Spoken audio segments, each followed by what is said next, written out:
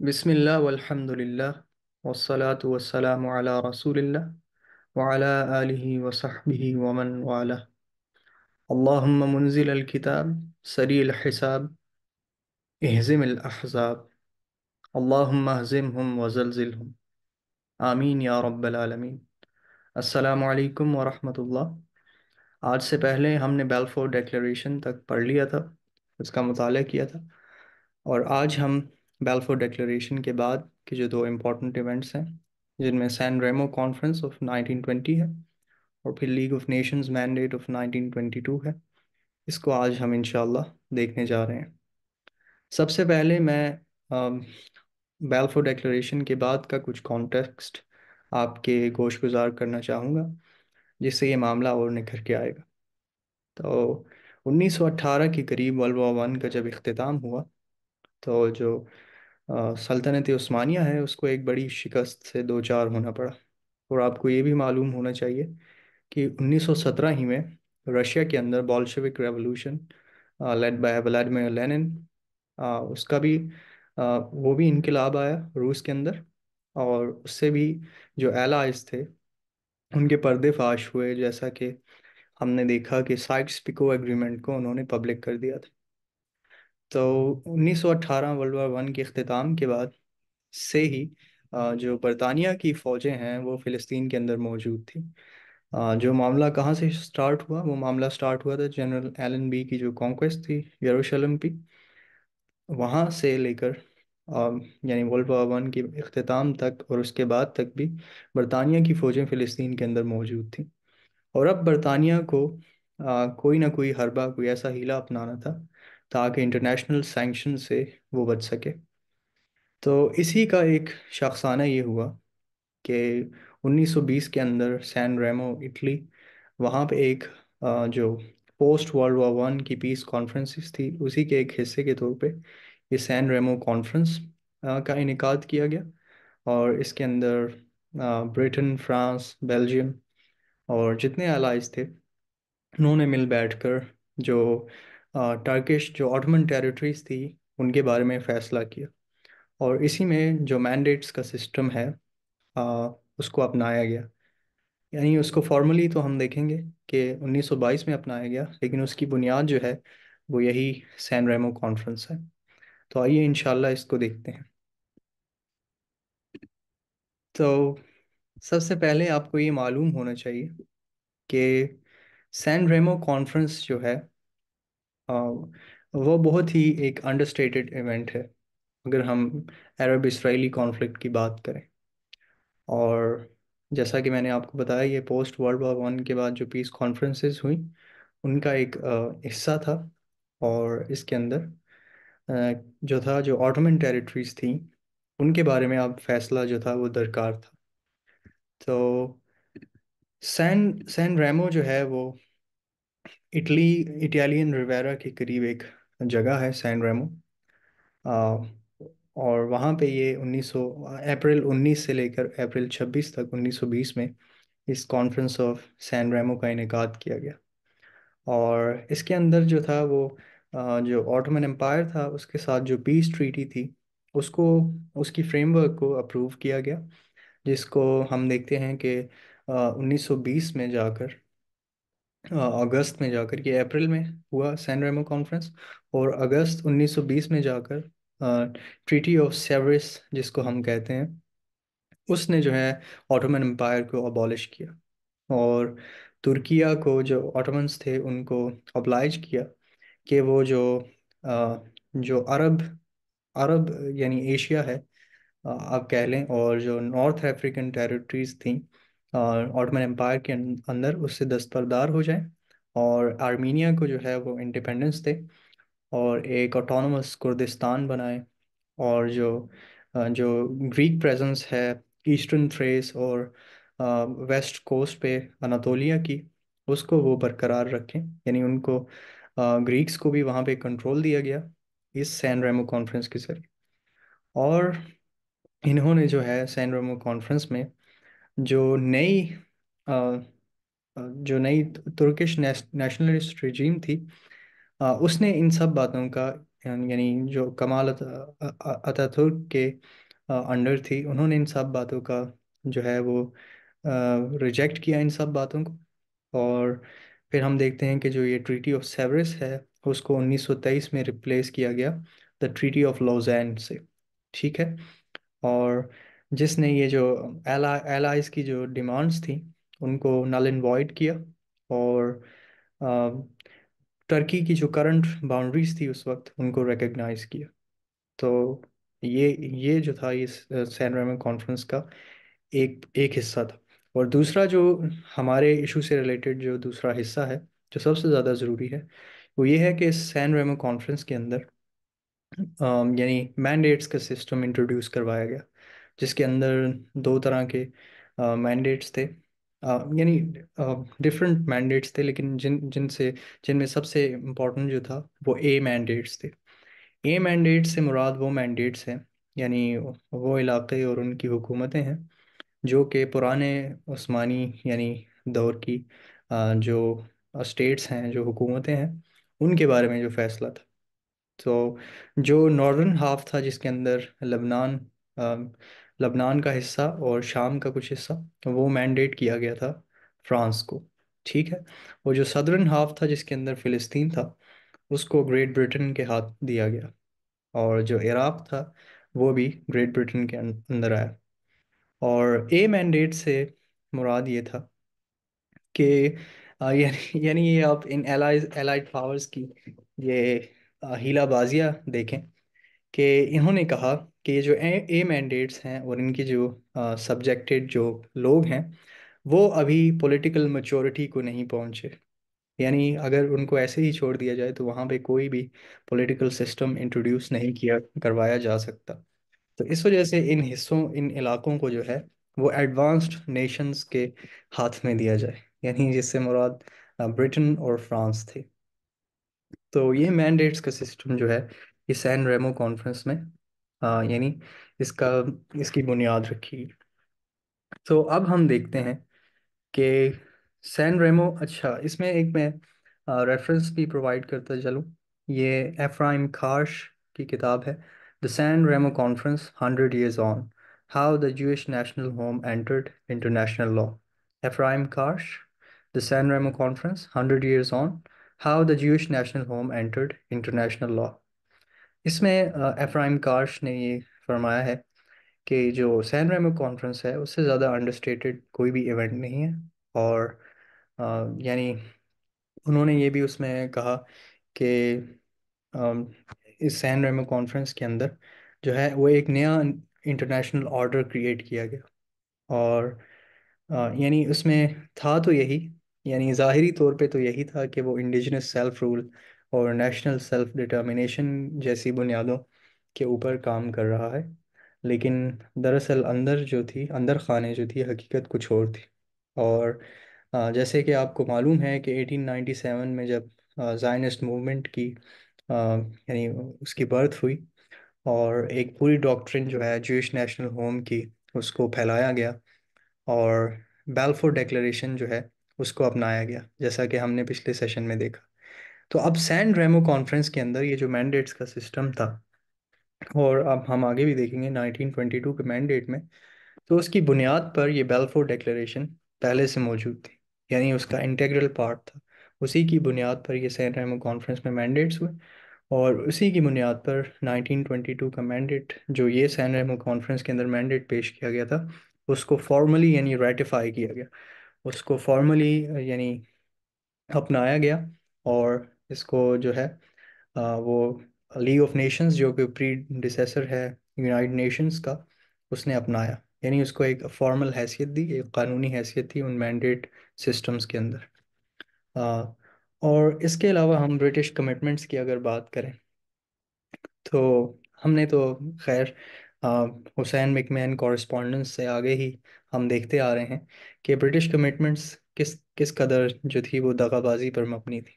और इस बारे में अगर आपको ज़्यादा पढ़ना हो, तो इसके लिए मैं एक रेफरेंस प्रोवाइड कर देता हूँ। वो है स्यूजन एम अकरम की किताब myths and realities of the Palestinian refugee problem. Susan M Akram, myths and realities of the Palestinian refugee problem.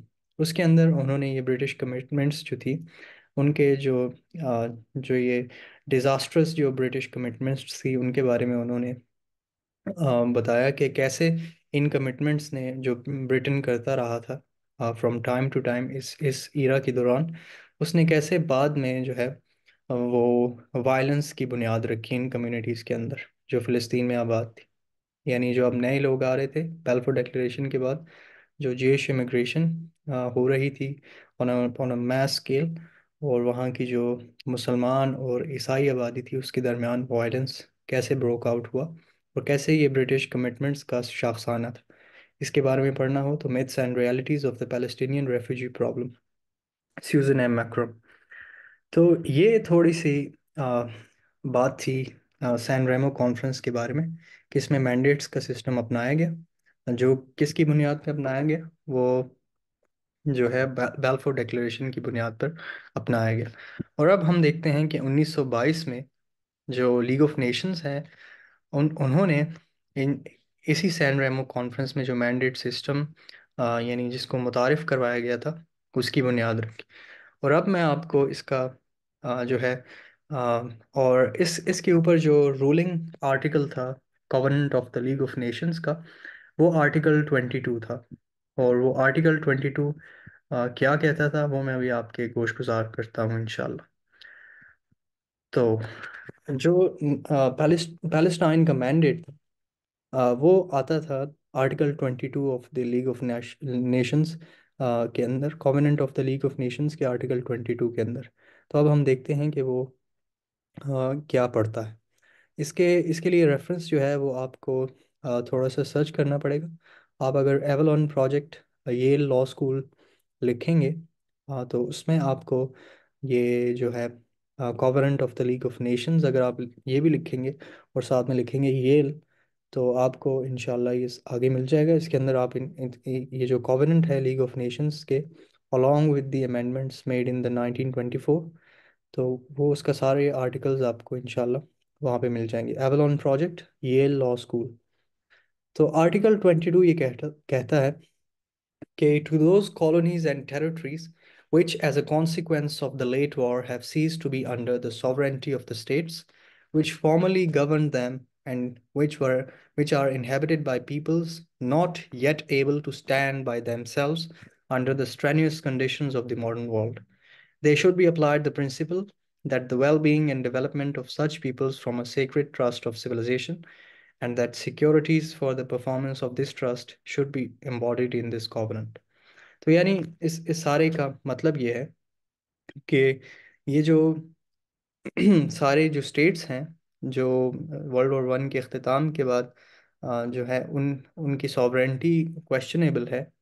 और वहाँ पे ऐसे लोग आबाद हैं जो कि यानी जदीद दुनिया के जो कंडीशंस हैं, जो यानी पॉलिटिकल सिस्टम्स हैं और इकोनॉमिक सिस्टम्स हैं, तो ये जो नए लोग हैं, नए लोग पैदा हुए, यानी नए लोग से मुराद वर्ल्ड वॉर वन के बाद जो लोग वहाँ पे आबाद हैं, उनकी ऐसी ये सूरत हाल नहीं है कि वो अपनी कोई हुकूमत बनाए। ठीक है, उनके पास ऐसी कंडीशंस नहीं है। तो ये आर्टिकल 22 क्या कहता है कि इस कॉवेनेंट के अंदर, यानी इन टेरिटरीज को एज अ सेक्रेट ट्रस्ट जो है वो हम, यानी इसका इसका सेक्रेट ट्रस्ट के तौर पे इसका हुकूमत जो है वो सौंपेंगे। अब उसमें आगे आर्टिकल 22 ये पढ़ता है, the best method of giving practical effect to this principle is that the tutelage of such peoples should be entrusted to advanced nations who, by reason of their resources, their experience, or their geographical position, can best undertake this responsibility, and who are willing to accept it, and that this tutelage should be exercised by them as mandatories on behalf of the League। यानी उन्होंने कहा इस सारे जो बात मैंने पहले बताई आपको, इस सारे को इंश्योर करने के लिए कि ये सीक्रेट ट्रस्ट के तौर पे सौंपी जाएं, ये ऐसे ऐसे स्टेट्स को, ऐसे नेशंस को सौंपी जाएंगी जो कि एडवांस्ड हैं। एडवांस से उन्होंने कहा इससे मुराद ये है कि उनके पास रिसोर्सेज हैं, उनके पास एक्सपीरियंस है, उनके पास ऐसी जियो लोकेशन है, ऐसी जियोग्राफिकल स्ट्रेटिजिक पोजीशंस हैं कि वो इनको बखूबी अंजाम दे सकें। तो इसके लिए उन्होंने कहा कि ये जो ट्यूटलेज है, ये जो हुकूमत है, ये जो जिम्मेदारी है, ये मैंडेटोरीज के तौर पे अपनाई जाएगी। यानी ये मैंडेट्स जो हैं, ये यानी ज़रूरी हैं।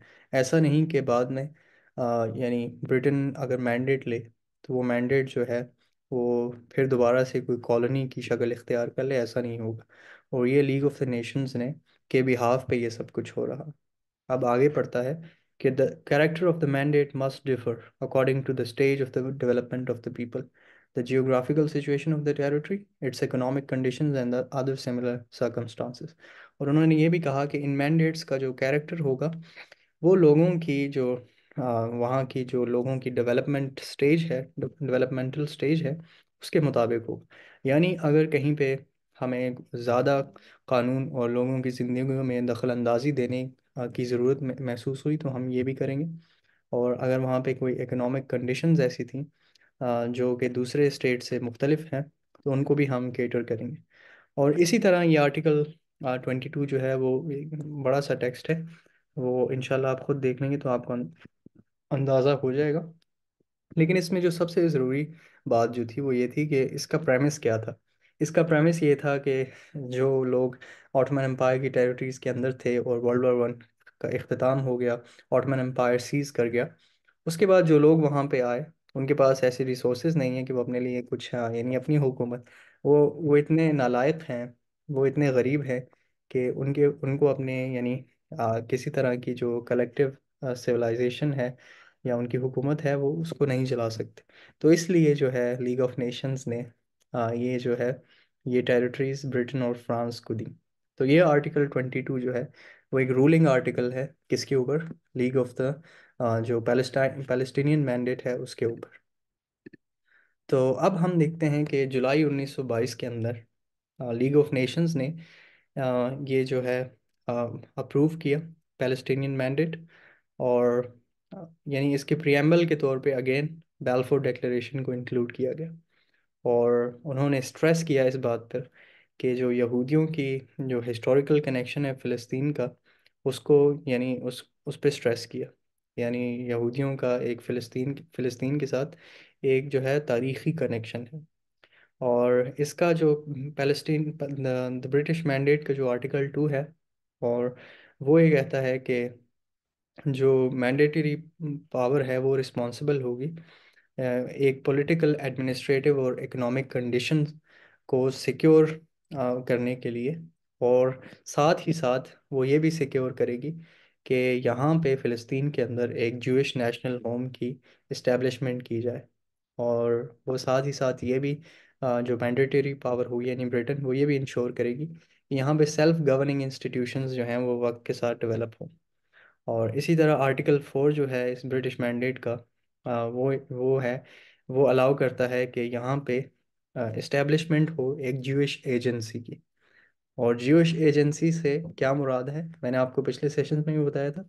ज्यूइश एजेंसी से मुराद है द वर्ल्ड ज़ायनिस्ट ऑर्गेनाइजेशन। यानी वर्ल्ड ज़ायनिस्ट ऑर्गेनाइजेशन को रिकग्नाइज किया गया और उसको इस्टेब्लिश करने का फ़लस्तीन के अंदर लीग ऑफ नेशंस ने अलाउ किया। और उनको ये भी कहा गया, उसकी उसकी ये रिस्पॉन्सिबिलिटी लगाएगी वर्ल्ड ज़ायनिस्ट ऑर्गेनाइजेशन की कि वो एडवाइज़ और कोऑपरेट करे पैलेस्टीनियन एडमिनिस्ट्रेशन से, यानी बरतानिया से, in matters affecting the Jewish national home, यानी उन मामलात में जिनमें यहूदियों के एक कौमी घर की बात है। इसी तरह जो आर्टिकल 6 है इस मैंडेट का, अ, वो ये है कि पैलेस्टाइन की जो एडमिनिस्ट्रेशन होगी, वो एक तो साथ ही साथ वो दूसरी पॉपुलेशन जो है उस उसके राइट्स को भी इंश्योर करेगी। यानी जो भी सूटेबल कंडीशंस हैं अ, उनके साथ उनके राइट्स को भी इंश्योर करेगी। और दूसरा ये कि वो ज्यूइश इमिग्रेशन को भी फैसिलिटेट करेगी। आप देख रहे हैं ये जो सारी बातें थी, ये जो है वो ब्रिटिश मैंडेट के अंदर अपनाई गई, जिसका जो है जिसकी एकोज जो है वो हम जायनिज़्म के अंदर सुनते हैं। अब आप ये आपके सामने है कि जायनिज़्म जो है वो अपने जो है यानी एक तरह से परवान चढ़ रहा है और अपनी इमारत जो है उसकी जो है बुनियादें डाल रहा है इस ब्रिटिश मैंडेट के ज़रिए। तो ये कुछ articles league of the Nations mandate जो था 1922 का, ये ज़रूरी थे आपको बताने। और इस पे अब हम देखते हैं कि अ, यानी जो एडमिनिस्ट्रेशन ऑफ पैलेस्टाइन है उसका क्या मामला। तो आर्टिकल 6 में जैसा कि मैंने आपको बताया, जो पैलेस्टाइन की एडमिनिस्ट्रेशन है वो एक तो क्या करेगी, वो ये इंश्योर करेगी कि जो नॉन जूइश कम्युनिटीज़ हैं उनके राइट्स जो हैं उनको प्रेजुडिस ना किया जाए। और दूसरी बात वो ये करेगी कि जूइश इमिग्रेशन को जो है वो फैसिलिटेट करेगी और इनक्रेज करेगी। और वो होगी close settlement by Jews on the land. जो यानी जो यहूदी इलाके हैं, जो यहूदी स्टेट, जो यानी ये जो ब्रिटेन है ये प्रोवाइड करेगी स्टेट लैंड्स के थ्रू उस ज्यूश इमिग्रेशन को।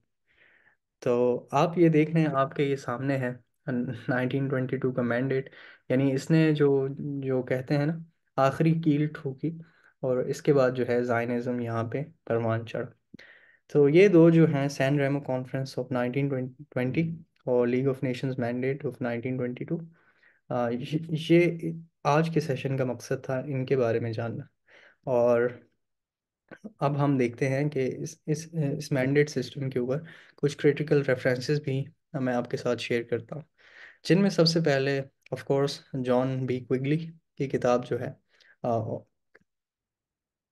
Self determination in the Palestine context by John क्विगली।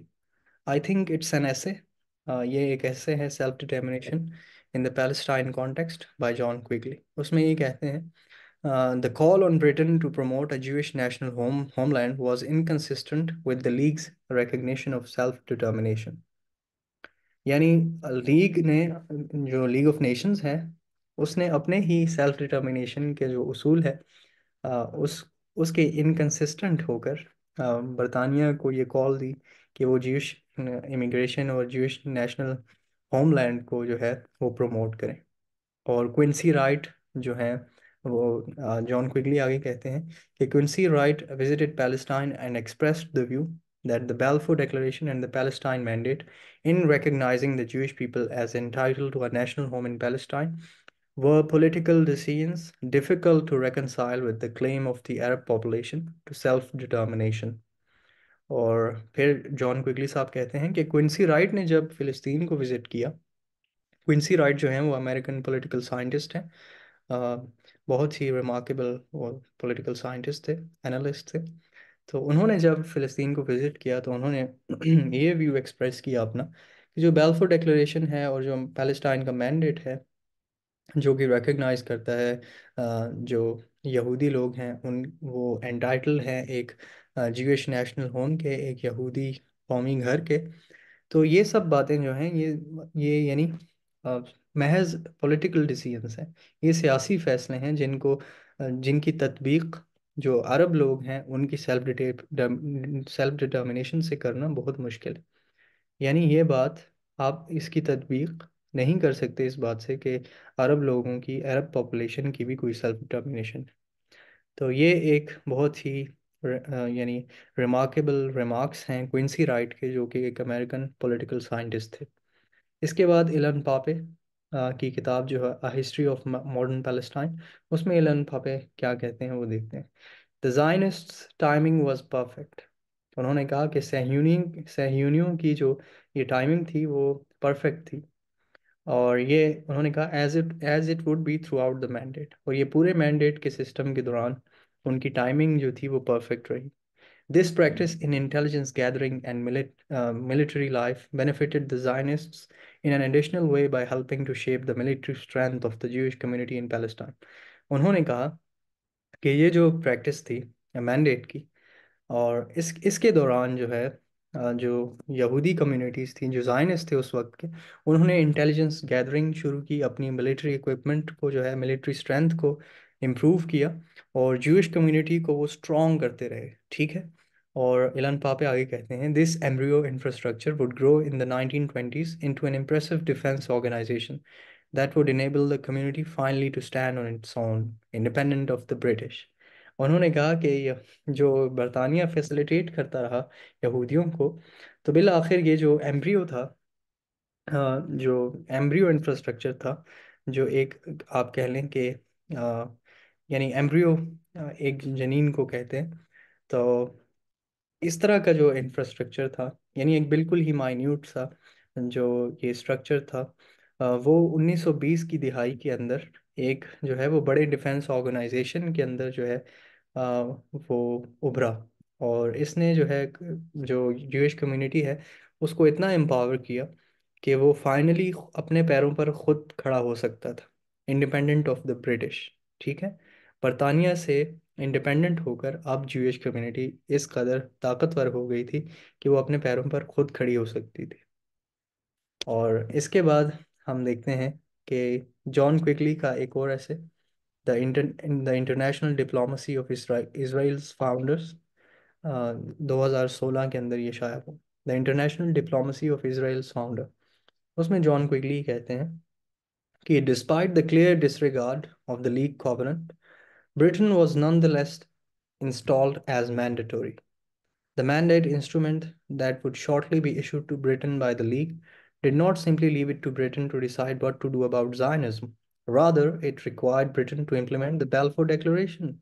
The Palestine Mandate made explicit reference in the preamble paragraph to the declaration originally made on November the 2nd, 1917 by the government of His Britannic Majesty, and then recited that Britain shall be responsible for placing the country under such political, administrative, and economic conditions as will secure the establishment of the Jewish national home, as laid down in the preamble, and the development of self governing institutions, and also for safeguarding the civil and religious rights of all the inhabitants of Palestine, irrespective of race and religion. The League of Nations, subject to manipulation of facts and deception in the part of the Zionist organization, had handed the Zionist organization a clear victory. ये John quickly साहब का पूरा analysis था कि यानी league of Nations का जो disregard था बरतानिया के लिए, इसके बावजूद ब्रिटेन को जो है वो मैंडेटरी के तौर पे इंस्टॉल किया गया। और अगेन वही सब बातें जो मैंने आपको ऊपर बताई, इसके आखिर में जॉन क्विगली साहब ये फरमाते हैं सॉरी,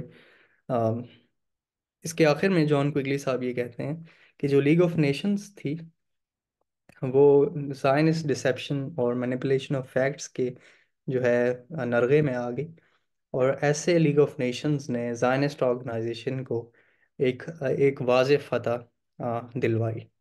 तो ये जॉन क्विगली साहब ने बताया कि कैसे ज़ायनिस्ट ऑर्गेनाइजेशन ने लीग ऑफ नेशंस को मैनिपुलेट किया, उनको डिसीव किया, और कैसे अपने हक में एक बड़ी फतह, एक वाज़ेह फतह जो है वो इन 1922 के मैंडेट के बाद उन्होंने हासिल की।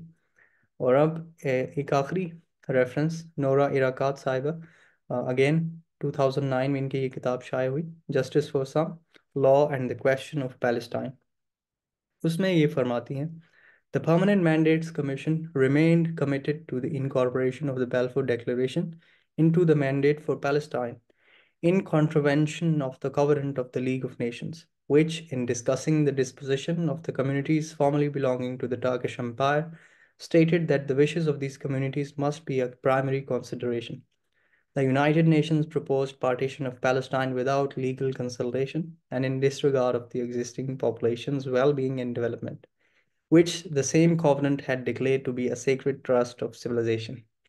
Zionist militias established Israel by force without regard to the partition plan's stipulated borders. The United Nations accepted Israel as a member despite the state's violation of the non-discrimination clauses of the partition plan and of the UN's own condition that Israel permit the return of forcibly displaced Palestinian refugees. यानी उन्होंने इस सारी बात का खुलासा पेश करते हुए कहा कि जो यूनाइटेड नेशंस है, लीग ऑफ नेशंस जिसको हम कहते हैं, यानी अभी जिसकी बात हो रही है लीग ऑफ नेशंस, वो प्रीडिसेसर था यूनाइटेड नेशंस का। तो वो कह रही हैं कि लीग ऑफ नेशंस ने या बाद में यूनाइटेड नेशंस ने जो पार्टीशन ऑफ पैलेस्टाइन का जो ये प्लान बनाया था, पार्टीशन प्लान 1947, उसको जो है वो वहाँ के लोगों की ख्वाहिशात और कंसल्टेशन के बावजूद बना, यानी उससे उसे यानी नज़रअंदाज करके, उन लोगों की ख्वाहिशात और उनकी कंसल्टेशन को नज़रअंदाज करके यूनाइटेड नेशंस ने ये पार्टीशन प्लान प्रपोज किया था। और अगेन वो ये इस इनकंसिस्टेंसी को भी वाजे कर रही हैं कि हालांकि इसके अंदर ये कहा गया था कि ये एक सेक्रेट ट्रस्ट ऑफ सिविलाइजेशन होगा जो मैंडेट सिस्टम से आएगा। उसके बाद वो कहती हैं कि 1922 के मैंडेट के बाद जो ज़ायनिस्ट मिलिशियाज हैं उन्होंने इसराइल की बुनियादें जो हैं वो फोर्स के साथ इस्टेब्लिश की। और उसके अंदर कोई रिगार्ड नहीं था कि पार्टीशन प्लान के क्या बॉर्डर्स होंगे, यानी जो पार्टीशन प्लान ने बॉर्डर्स बनाए थे उसकी उन्होंने भी कोई परवाह नहीं की। और इसके बाद यूनाइटेड नेशंस ने इसराइल को एक्सेप्ट भी कर लिया, बावजूद उसकी वायलेशन के, जो कि नॉन डिस्क्रिमिनेशन क्लॉजेस थे पार्टीशन प्लान के। और यूएन ने जो कंडीशन अपनी लगाई थी कि इसराइल जो है नकबा के जो डिस्प्लेस्ड पैलेस्टीनियन रेफ्यूजीज हैं उनके रिटर्न की बात होगी, तो ये भी एक्सक्यूज मी, ये भी जो है यूएन ने इसको भी इसराइल से इसका भी एहतसाब करना ज़रूरी नहीं समझा। तो यानी वो ये कहना चाह रही हैं कि ये जो सारा सिस्टम था, ये जो मैंडेट्स के बाद से इस्टेब्लिशमेंट ऑफ इसराइल तक, ये एक आप कह लें कि जायनिज़्म की जो है वो चालाकियों का नतीजा था, उनकी मैनिपुलेशन का, उनकी डिसीट का। उन्होंने लीग ऑफ नेशंस को एक तरह का यरगमाल बनाया हुआ था इस दौरान। तो ये था जी सैन रेमो कॉन्फ्रेंस और लीग ऑफ नेशंस 1922 का मैंडेट। तो उम्मीद है आपको ये सब समझ आई होगी। इंशाल्लाह अगले सेशन में हम अब थोड़ा सा जो ज़ायनिस्ट इमिग्रेशन है, ज्यूइश इमिग्रेशन है फ़लस्तीन के अंदर, उसको हम देखेंगे। और जो जुल्म व बर्बरियत जो जो ज़ायनिस्ट गैंग्स ने इस दौरान की इस्टेब्लिशमेंट ऑफ इसराइल तक, उस सब को भी हम इंशाल्लाह एक्सपोज करेंगे। और ये जो मिथ है कि फ़लस्तीन के जो लोग हैं उन्होंने अपनी ज़मीनें खुद बेची, इसको भी देखेंगे। और जो ज़ायनिस्ट गैंग्स हैं, हगाना वगैरह, इरगुन हगाना और इस तरह की और गैंग्स, उन्होंने क्या जुल्म और बर्बरियत की इस दौरान में, उसको भी हम इंशाल्लाह नेक्स्ट सेशन में एक्सपोज करेंगे। तो इस सेशन के बाद मैं आपको एक टास्क आपके साथ शेयर करूँगा, इंशाल्लाह वो भी आप करें। और इंशाल्लाह नेक्स्ट सेशन में फिर मुलाकात होती। अपना बहुत ख्याल रखें, पढ़ते रहें इस बारे में। और इन दोनों कॉन्फ्रेंसेस को, यानी सैन रेमो कॉन्फ्रेंस और लीग ऑफ नेशंस मैंडेट, इनको खुद भी पढ़ें और ज़्यादा से ज़्यादा रिसर्च करें ताकि आप अवेयर हों इंशाल्लाह। तो अपना बहुत ख्याल रखें, इस बारे में पढ़ते रहें। रमज़ान का महीना है, अपनी इबादत में फ़ोकस करें, गज़ा के लोगों को मत भूलें अपनी दुआओं में। और ज़्यादा से ज़्यादा चैरिटी जो है वो करें इंशाल्लाह। तो अल्लाह ताला हमें इंशाल्लाह एक दिन यानी आ, फतेह देगा इंशाल्लाह। वस्सलामु अलैकुम वरहमतुल्लाहि वबरकातुहू।